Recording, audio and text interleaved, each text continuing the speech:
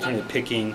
So if I'm slurring each triplet, I'm going to start with a downstroke here and use an upstroke for the string change. And then when I do my hammer-on or ascending triplet, I'll do a downstroke and then upstroke on the string change. So it's all down and up.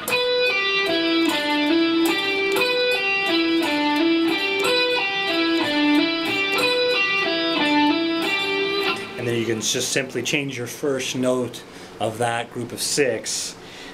So in this case I'm going from the 16th fret, switching up to the 17th fret.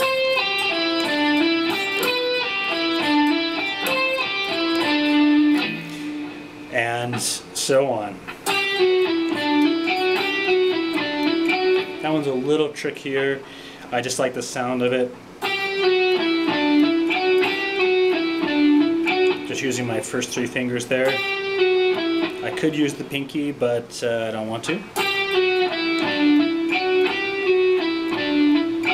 So that's a variation there, and you can also, so that's the 11th fret. That's just part of the E minor scale. And then I'm at a flat 5th here next. That's the 15th fret.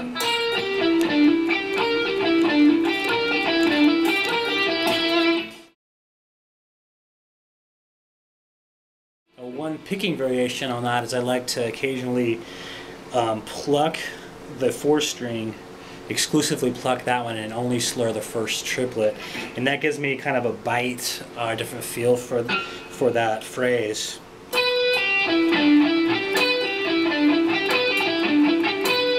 I add a little palm mute in there. It just kind of adds a little grit.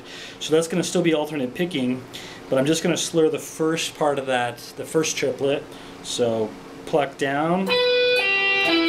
Okay, that's slurred there. Pull off there. And then I'm going to pluck the next 3 notes with a down, up, down.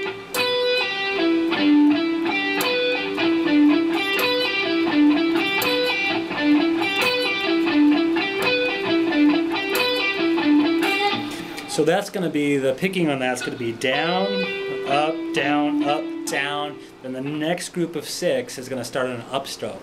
It just reversed now. Now it's going to be up, down, up, down, up, down, up, down, up, down, up. So the first note of each group of 6 is going to trade off between beginning on a downstroke and beginning on an upstroke. And that's just a variation on it. So there's just a couple different ways of doing that. And I'll demonstrate that again with the background track. So here's first all slurs.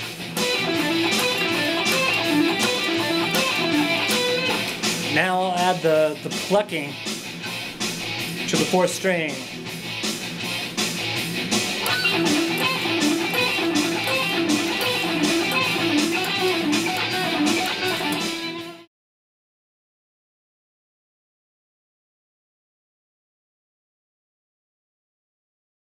I just wanted to recommend when you're approaching these exercises, approach them in a musical manner. Don't play them like a scale, like a boring exercise, but actually put some feel into it, put some accents in there.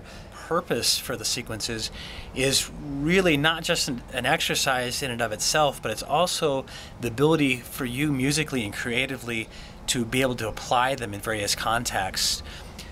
For example, any sequence or licks that you do learn, try playing them with different background tracks, maybe some blues tracks, some rock tracks, some metal tracks, various styles at various tempos, because it's up to you to make them work within the context of any particular song or solo. That's always an added challenge there. So ultimately, make these licks your own, come up with variations, use some different scales. This is just a typical scale in the key of E minor, which, by the way, it's all it was, just an E minor scale with the flatted 5th thrown in there. And that's all it is. So try it on different strings, try it with in various keys or modes, and have fun with it. Peace out. I'll try to put some more lessons online.